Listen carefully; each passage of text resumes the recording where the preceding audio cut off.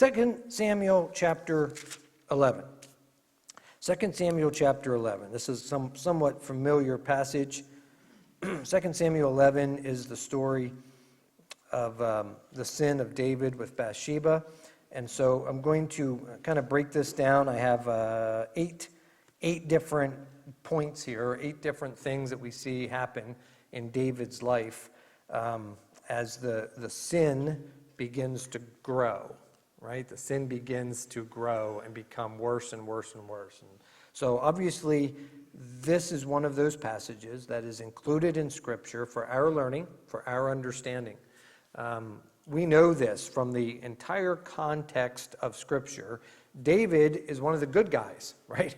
We will see in the life of all of the good kings in the books of 1st and 2nd Kings, 1st and 2nd Chronicles, on the good kings, it will say that they walked in the way of David, their father. So he's one of the good guys. But the Bible doesn't cover or hide or exclude the low points of even the good guys, right? The Bible is going to tell us the good, the bad, and the ugly of people's lives. And so as David is so much that we can learn from him, so much. We talked about him a little bit a week ago with David and going to the battle with Goliath. I just used him as kind of a side story to talking about young Samuel, and we talked about Esther. But David as well, right? A conscientious young man, a man who had attention to detail. We see all that early in his life, the way that he had a heart for God. We come to 2 Samuel chapter 11, we have a downfall. And let's look at that. I'm going to read through some of chapter 11. Came to pass, after the year was expired, at the time when kings go forth to battle, David sent Joab and his servants with him and all Israel. They destroyed the children of Ammon and besieged Rabbah. But David tarried still at Jerusalem. It came to pass in an eventide, David arose from off his bed, walked upon the roof of the king's house. From the roof he saw a woman washing herself. The woman was very beautiful to look upon. David sent and inquired after the woman, and one said, "Is not this Bathsheba, the daughter of Eliam, the wife of Uriah the Hittite?"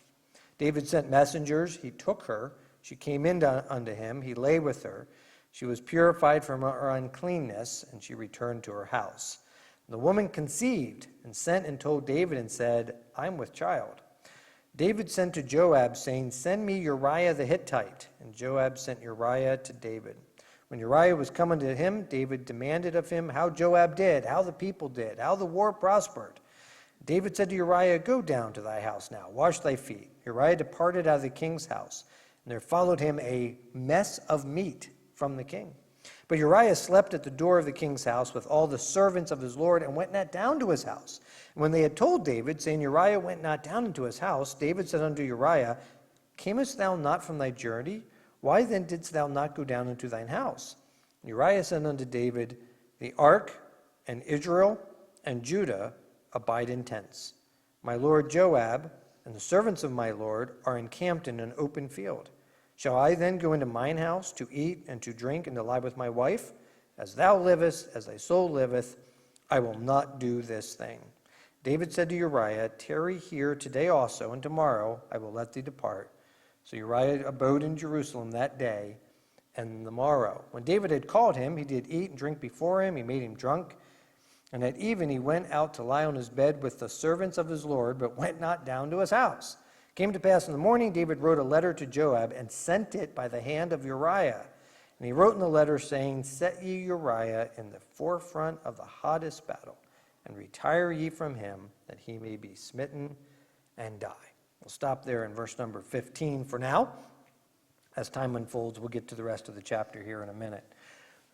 A number of things we see there, a number of interesting information that's given to us in this chapter. First of all is the very first line in verse number 1, "But David tarried still at Jerusalem." And so we see, first of all, the sin began when David was not where David was supposed to be. And I say that, many of the kings might have sent their leaders and their army to do their fighting. That would not have been uncommon, but it seemed completely uncommon for David. Remember, David wanted to build a house of the Lord. He wanted to build the temple. God told him he wasn't going to build the temple, right? His son would build the temple. So David began to assemble the supplies, and he got the land together, and he got everything together so that his son later would build the temple, but he wasn't allowed to build the temple. Why? Well, because he was a warring king. He was I think some parts of the scripture we see that he had bloody hands. He was a warring king. He had started his entire progression from an earthly standpoint, his entire progression into stardom by killing Goliath when nobody else would do it. And for the rest of his life, boy, he was leading against the Philistines and leading against the enemy. He was a warring king, and because of that, he had secured and made the boundaries of Israel broader and wider than they had ever been. And probably we would agree, looking at maps, than they have been since. That reign of David and then his son Solomon had the widest borders that Israel had ever enjoyed, because David had secured that. He had done it through warfare and done it through battling. And we come to this passage, and I think the Bible obviously highlighted this on purpose. But David stayed in Jerusalem. He sent his guys to go fight. He didn't go. That's unusual for him, a guy who's known for that. I just don't think David was quite where he should have been. He was in the, we would say, wrong place at the wrong time. He was used to leading. This time he stayed, and when he stayed, he got himself in trouble. Number 2, he involved a lot of other people in this story. In his web of deceit and in his cover-up of all this, he involved a lot of other people. Verse number 3, David sent and inquired after the woman. So David's up, he's on his rooftop. That's not a problem. He sees something he probably shouldn't see, and his mind begins to go where it shouldn't go. And instead of walking away, instead of retiring back inside, he gets some of his staff to say, "Who is that? I want to know who that is." And they not only give him that information, but then he sent messengers in verse number 4 to get her and to bring her to the king. So he's tempted, and then he begins to do all this stuff to follow up on it and gets a lot of other people involved. We don't know the name of all these. Verse number 6, again with this in line, David sent to Joab, saying, "Send me Uriah." And of course, we know over in verse 14, he writes another letter to Joab and explaining to Joab what he wants Joab to do to get rid of Uriah. So he's got lots of people involved. He's got people taking meat to the house. I kind of highlighted that in my voice when I read that. Wasn't that interesting? Hey, Uriah, go back to your house. And there followed him a mess of meat. King's meat, right? Here comes the Schwam man or whatever with a truckload of fresh food. They're involved. All these different people that are trying to help David. I don't know how much they knew. I don't know how much they understood. Some of them did, right? As soon as the king says, "Hey, I want to know who that is." "Oh, yeah, bring her to me." They have an idea what's going on. And so he's getting other people involved in his affairs that should not have to be involved. We see the deceit in verse number 7. One of the lines in verse number 7, one of the times, Uriah came down and David demanded of him how Joab did, how the people did, how the war prospered. That wasn't really why Uriah was there. David made it look like, I think, don't you want to, poor Uriah. Everything we see about Uriah, he was a good guy. And we'll see more of that in just a minute, but even right here, Uriah must have wondered, well, how did I become the spokesman, right? I wonder why you called me. How did I become the one that gives you the update? But I'll give you the update if that's, all of a sudden Uriah is kind of picked out of the crowd and you're the one, and the king himself wants to know what's going on, how are things going? What's the battle like? How's Joab doing? He wants to know all this. Uriah seems to be on the forefront of that, obviously, and having no idea what David is really doing behind his back. So the deceit, right? The sin The temptation led to sin. The sin now has led to deceit and getting other people involved. And so we see this web of sin continuing to grow. There's bribery in verse number 8. That's the one where I mentioned a moment ago. There followed him a mess of meat. Isn't that an interesting phrase, you know? We kind of use that English phrase today, right? They got a whole mess of something. Good or bad. Whole mess of it, meaning a whole lot of it. Here comes Uriah. He's expected to go back to his house. He's in town for a couple days. So of course, in David's mind, of course, Uriah is going to go back to his house. He has the opportunity to see his wife. Listen, we know she lives very close because David saw her from his rooftop, right? So we know she's right there. She's not, on the other side of the city or in another province. No, she's right there. But Uriah won't go. But the mess of meat follows him as he begins to bribe him. And by verse number 13, David says, you're going to stay one more day. And what does he do? He gets the poor guy drunk. Right? David does this.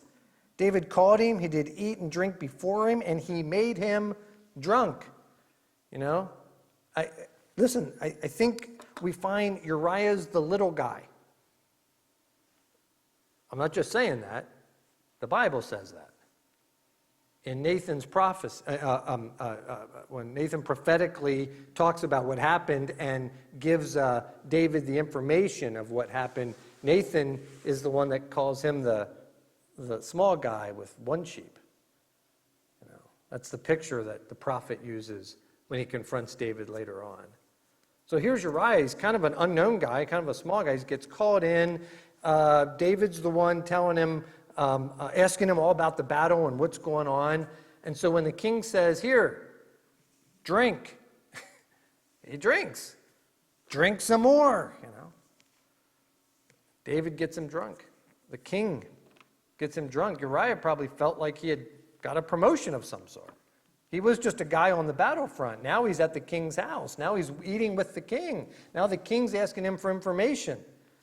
David's being completely deceitful with this guy, which is so unlike David. But it is so like sin. It is so like Satan. It is so like what the deceiver wants us to do. And so David's finding himself mired in this sin. He hasn't admitted that yet. He will. But he's miring himself in the mess of this. Now he's got this poor guy, this good guy, drunk. Isn't it interesting? We see all the character of Uriah there in verse number 11. Hey, everybody else is down out in the battle. Everybody else is living in tents. Joab and the army, and they're all out there. What do you say? As my soul liveth, I can't go down and see my wife. I'm not going to do that. Look at his character and integrity. Again, don't you think, I would think, that this is starting to prick David's conscience? Because David's the guy that always had the character. Used to. David's the guy that would do this type of stuff. If we read the story of David and Goliath, this sounds like David. David's the one who would have said something like that. David's the one that would have had that integrity, but not now. He's mired in sin. He let the temptation and the sin and the deceit and the treachery and other people, he's letting it build and grow until Uriah's the one who's like, oh, I can't do that, David. That wouldn't be right. Think of the contrast. Uriah's like, no, this wouldn't be right. Going home to see my wife. That's the level that he has.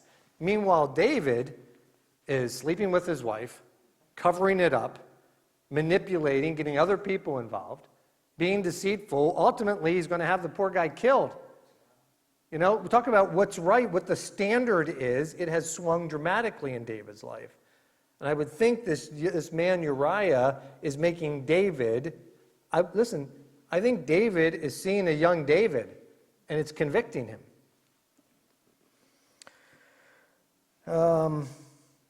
Verse 14. Came to pass in the morning, David wrote a letter to Joab and sent it by the hand of Uriah. And we know what the letter said. It tells us in verse 15, you're supposed to put him in the battle, draw back, let him die on the battlefield. That's the instructions to Joab. And you wonder first of all, you wonder what Joab's thinking when he gets that letter. Like, wow, what did that guy do? He was only in Jerusalem for 2 nights. He really ticked off the king, I guess. Something bad must happen. Joab's far away. He's on the battlefront. And who is it that gets to deliver that letter to Joab? Uriah.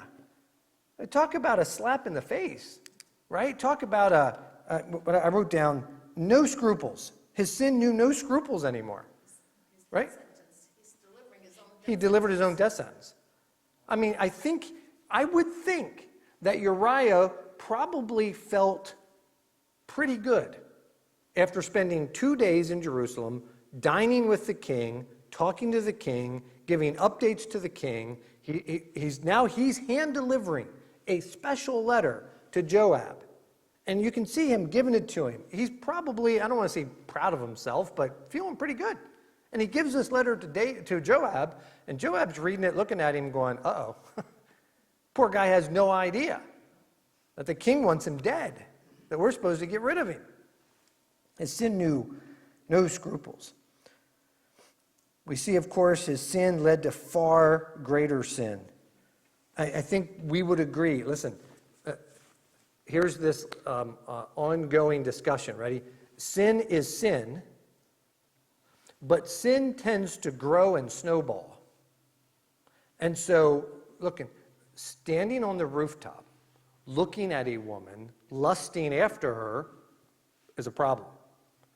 Then going to get her and bringing her, this married woman, and having a child with her, impregnating her, we would agree from a human perspective, that's a bigger problem.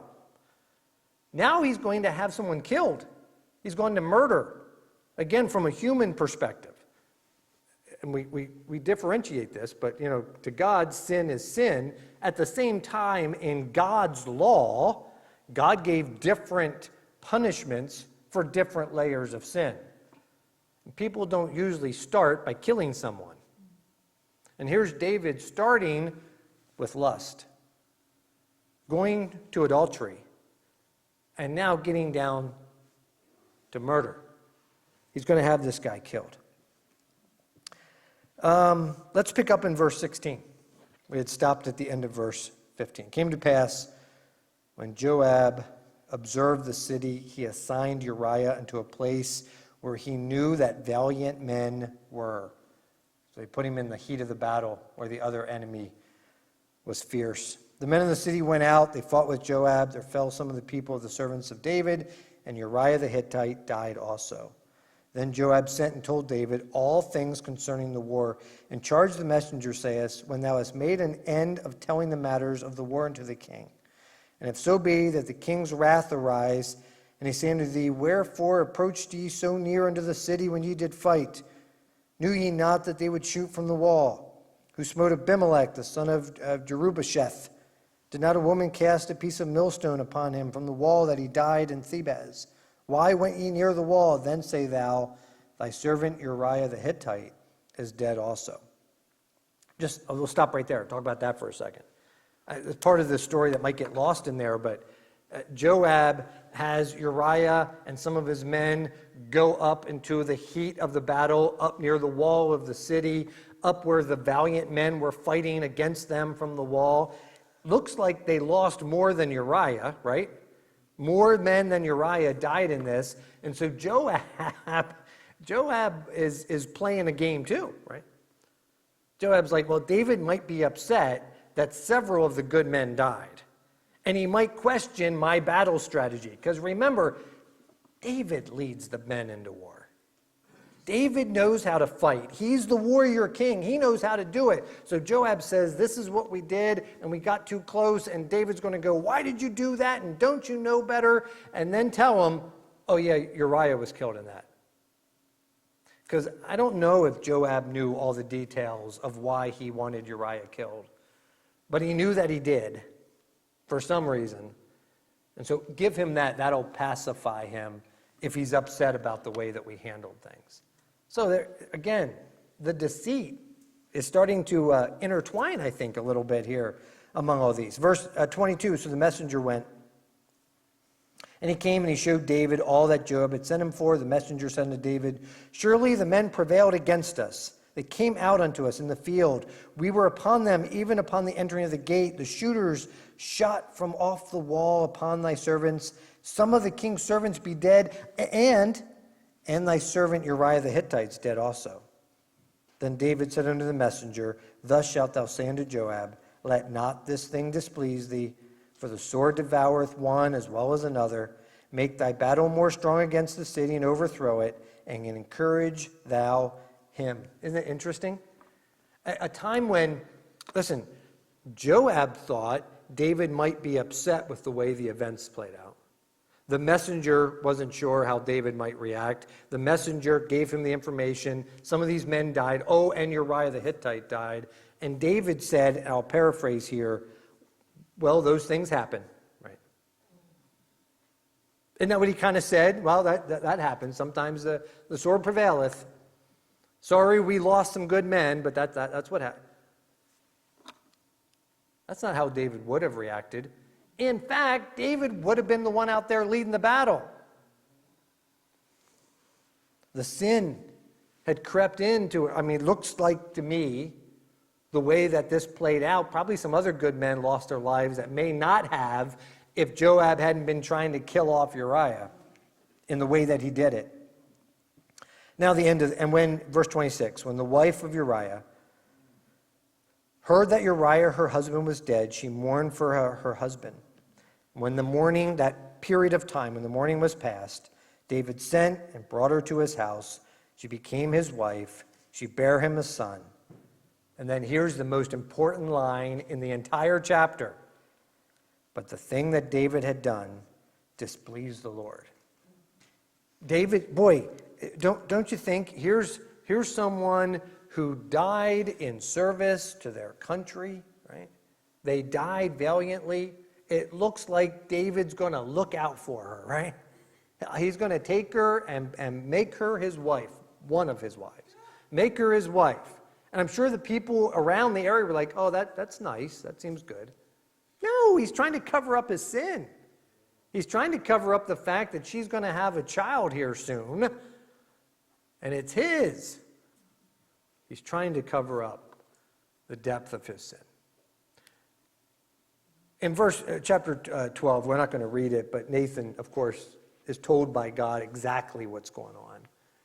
And as Nathan confronts him, David admits to his sin.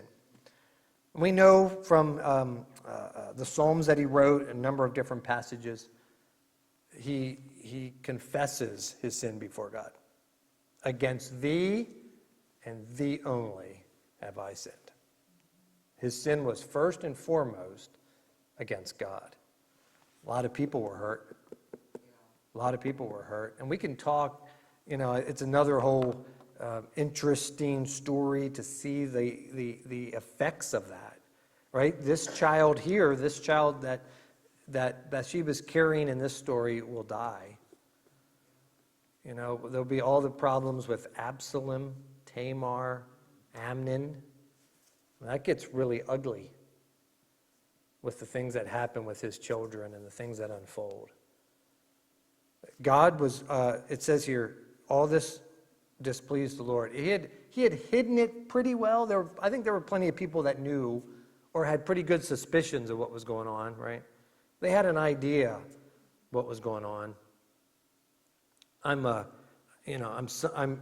football fan. I like football. I don't watch it nearly as much as I would like to, but I just can't waste my time doing that. But everything right now is about Tom Brady and his wife, and they're looking to see who's wearing a wedding ring and who's not wearing a wedding ring and who's at the game and who's not, and where are they at and where's this one at, and Tom Brady and his wife. Looks like they're heading towards trouble here, right? You read this. I think there were people that had suspicions of what was going on, right? There were people that way ahead of time in this passage had gone and gotten Bathsheba and brought her over. Probably didn't surprise them when David suddenly married her after the mourning period. It didn't surprise them, you know. Joab probably figured out what was going on. Oh, let's see, you had me kill Uriah, and now there's a wedding invitation. Right? Surprise, you know. There are people that start to put this stuff together, right? But all of that is a far second to the fact that God knew what was going on. And it tells us this thing that he had done displeased the Lord. The Lord said, the Lord knew exactly what was going on. He couldn't hide it from God. He could try to bamboozle the friends and the neighbors and the servants and the army. He could try to talk all them out of it, but God knew. And the Lord will address it. And the Lord told the prophet Nathan, and Nathan confronted him and said, "Thou art the man." And David admitted it. And David confessed it. And David got it right, but it didn't remove all the consequences of the sin, did it? Didn't remove the consequences. There was still going to be a price to pay for what he had done, and it cost several of his children dearly because of his sin. So, all right, I'll wrap up with that.